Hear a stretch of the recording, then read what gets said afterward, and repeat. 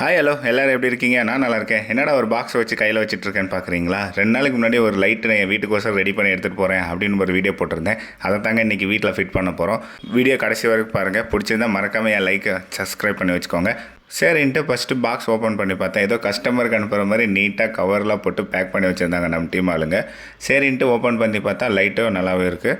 சரி நம்ம பண்ணத்தானே அப்படின்னு சொல்லிவிட்டு ஃபிக்ஸ் பண்ணுறதுக்கு ஸ்டார்ட் பண்ணிட்டேன். ஃபஸ்ட் இந்த லைட்டை நான் ஃபிக்ஸ் பண்ணாமல் ஹேங்கிங் பண்ணுற மாதிரி ரெடி பண்ணியிருக்கேன். அதனால் ஹேங்கிங் பண்ணுற கிட்டு ரெடி பண்ணிவிட்டு அது லீனியரோட ஃபிக்ஸ் பண்ணிவிட்டு இது மாதிரி கட்டி தொங்க விட்டேன். என் வீட்டில் ஆல்ரெடி அங்கே 2 ஒயர் இருந்துச்சு. அதிலே கனெக்ட் பண்ணிடலான்னு சொல்லி கனெக்ட் பண்ணி ஆன் பண்ணி பார்த்தா நல்லாவே இருந்தது.